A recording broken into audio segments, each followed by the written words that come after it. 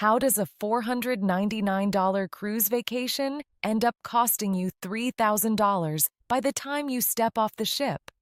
This is not a math error. This is not an accident. This is the fundamental business model upon which a multi-billion-dollar industry is built. We call them cruise lines, but investors on Wall Street call them floating data miners. Luring you onto the ship with that attractive, incredibly low starting price is just the first step. The real operation begins the moment you step foot on that gangway. From the water to the internet, from gratuities to photos, from the elevator music to the font on the menu, every square inch on the ship is designed by neuro-marketing experts for a single purpose: to empty your wallet as painlessly, but as quickly as possible. Hi, I'm Uma. I spent 10 years of my career in the headquarters of these companies, in those revenue enhancement meetings behind closed doors. The first rule we were taught was this: when a passenger boards the ship, they should have mentally said goodbye to their money, but they should feel smart while spending it. Today, I am opening the doors to those meeting rooms. We aren't just going to list expensive things. We are going to analyze with engineering precision how your psychology is played with, how your brain's reward center is manipulated, and the invisible traps set at 50 different points. I've named this the Rip-Off Encyclopedia.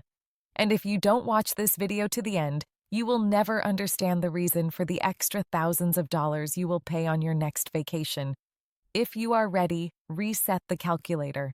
Let's begin. Booking stage. Anchoring and drip pricing. The operation starts while you are still at home, before you even hit that Book Now button. The name of our first tactic: anchoring. Your brain accepts the first number it sees as a reference point. When you see 7 Nights Caribbean, $499 in an ad, you code the value of the vacation as $500. This is your anchor. From this point on, you compare every expense you make with this low figure. You say, "Hey, I only paid $500 for the ticket. What's a $100 meal?" But in reality, that ticket is what the cruise line calls a loss leader, meaning it's bait sold at a loss just to get you inside. Immediately after, drip pricing kicks in. As you proceed to the checkout screen, the price increases drop by drop. First, taxes and port fees.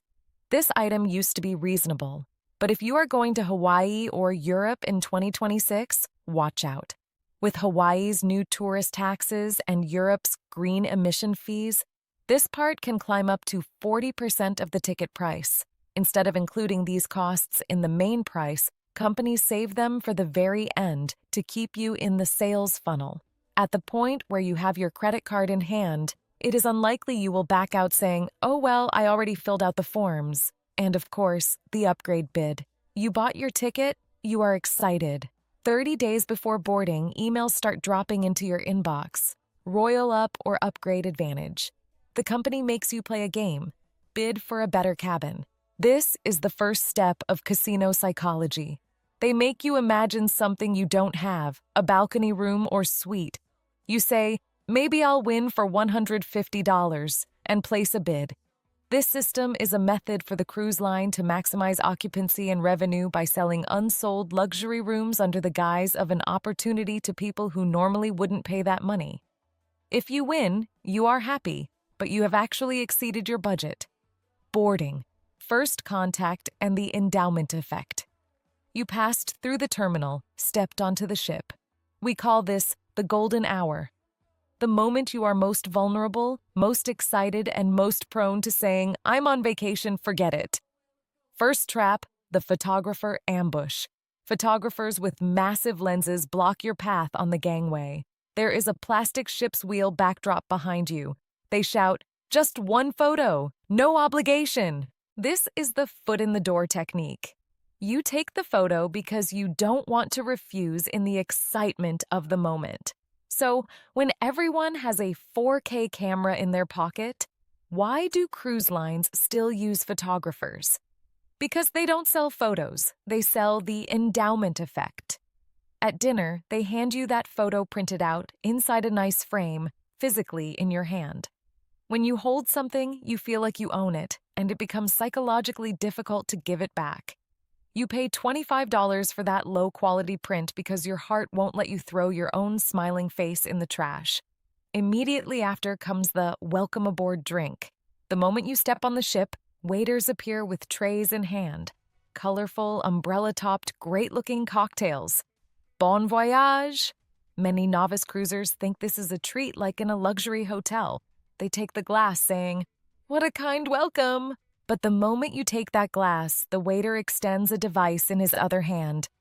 "Your card, please." In the first 5 minutes, before you even saw your cabin, you spent $15. Moreover, you don't even know what's in that drink. This is the assumption trap, creating an expectation of a treat in a luxury environment and making a sale. Cabin psychology, thirst and data. You entered your room. You closed the door.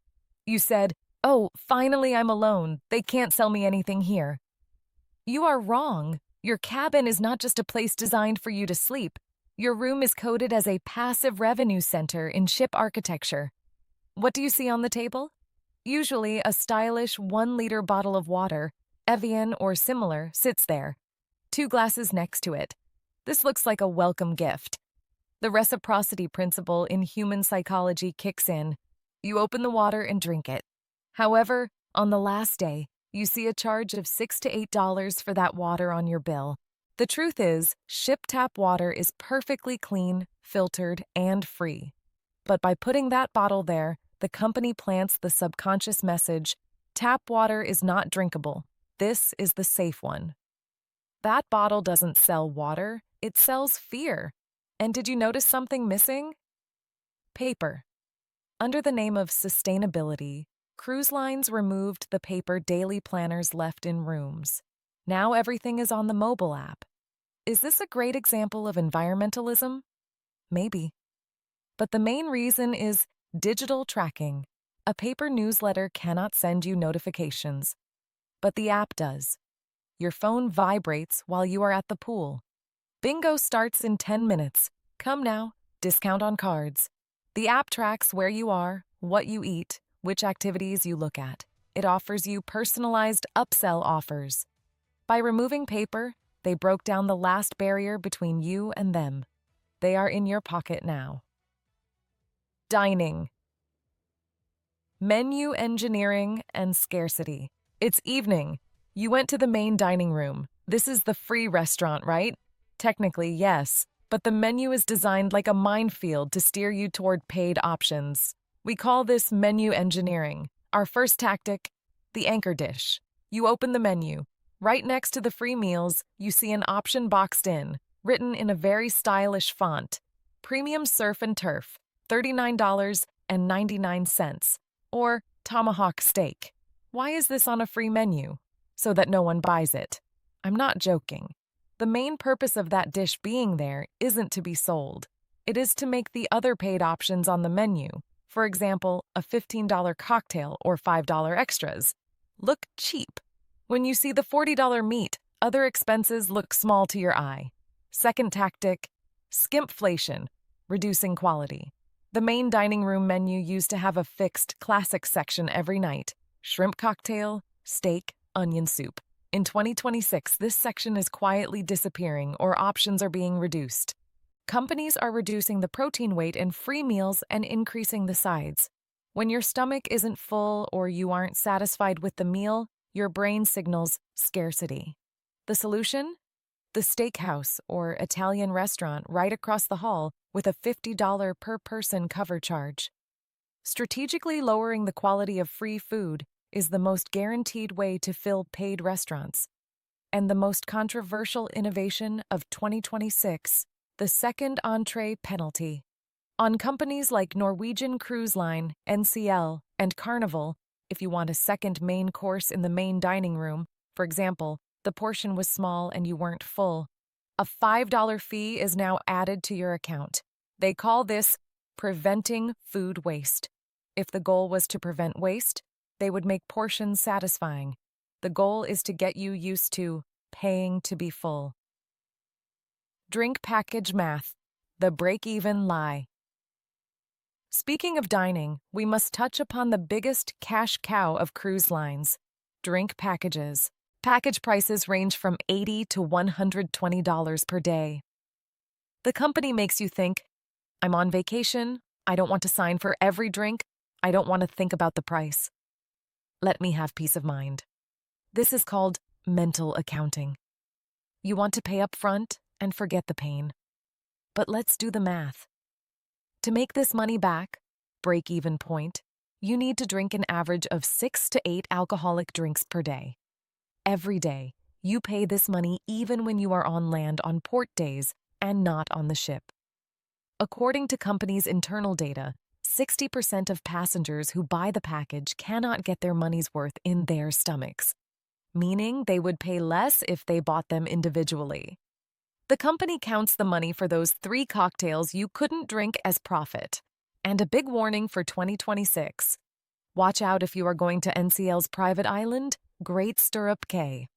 According to new rules, that expensive free-at-sea drink package you bought on the ship is invalid on the island. So while you think you bought an all-inclusive package, you will pull out your wallet again when you get thirsty on the island.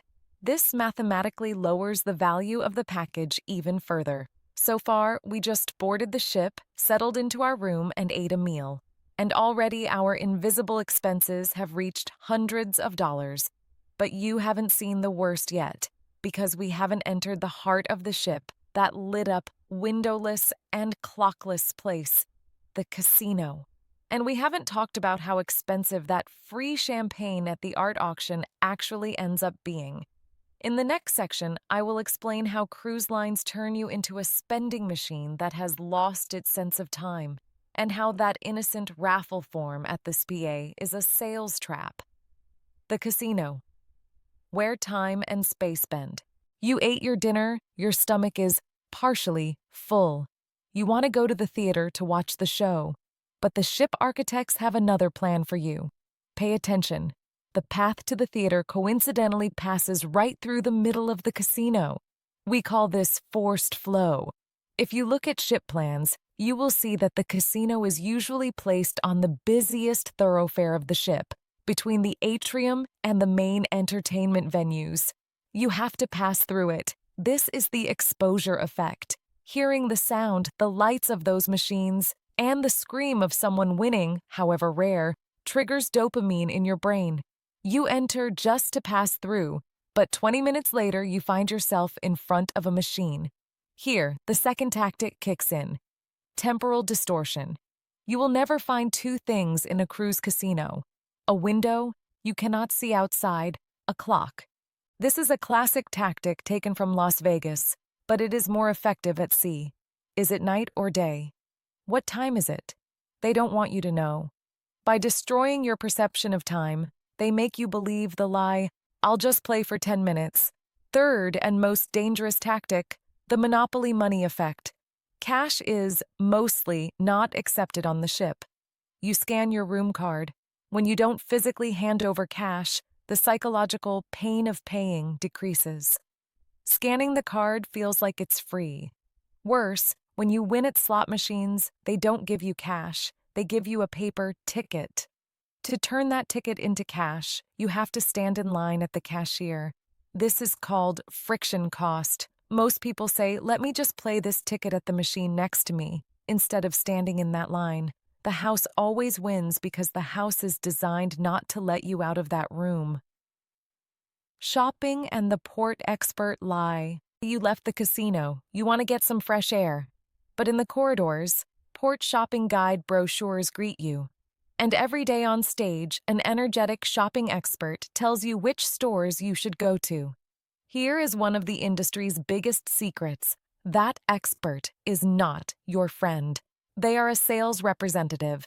In seminars, they fervently recommend stores like Diamonds International or similar. They tell you they are guaranteed, approved stores. They try to lure you to those stores by giving you free jewelry coupons. The truth is, Those stores pay the cruise line a hefty kickback commission for every customer and every sale.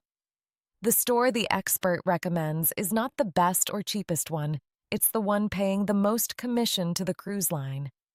Duty-free stores in ports and on the ship are another illusion. You see tax-free, 20% off written on a perfume or watch. Your brain shouts, deal. But if you look at Amazon or stores back home with the phone in your hand, you will often see that the same product is more expensive on the ship. It is no coincidence that the internet is slow or expensive on the ship. This is to prevent you from doing price comparisons.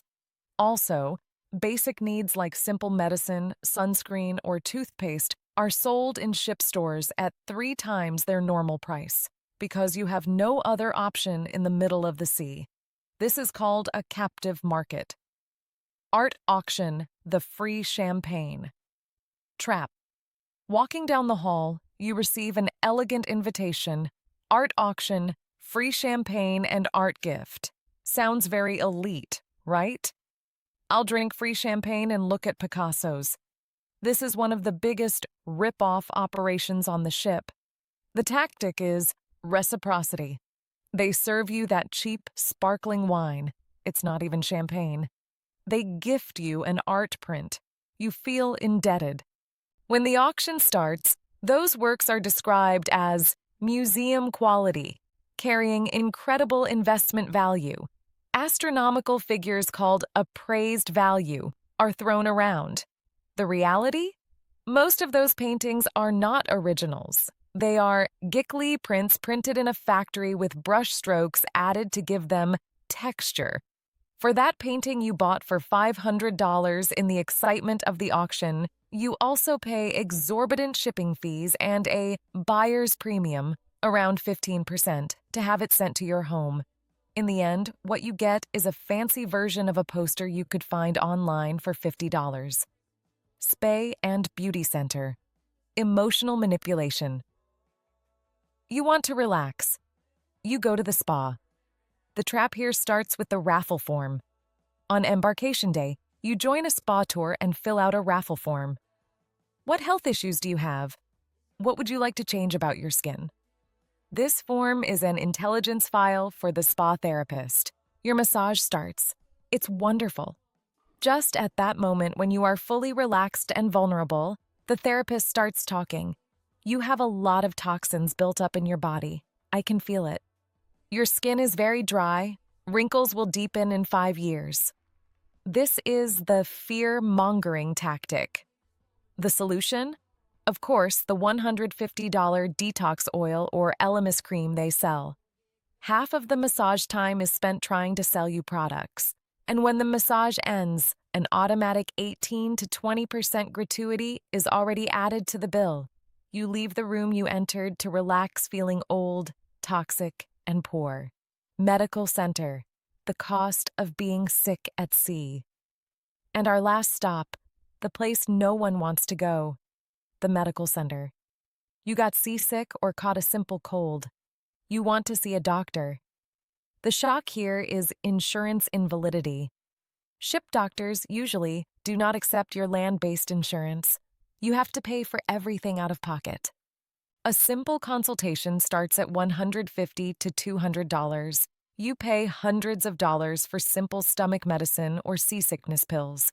This may not be a trap, but a necessity, yet cruise lines keep profit margins high here too. That's why experienced travelers bring their own mini pharmacies with them before boarding. The final bill.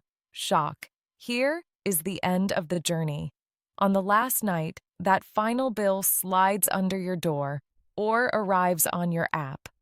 That $499 vacation, $300, gratuities, $200, Wi-Fi, $500, drink package, unused, $150, specialty, dining $200, spa products $50, photos $100, lost casino money.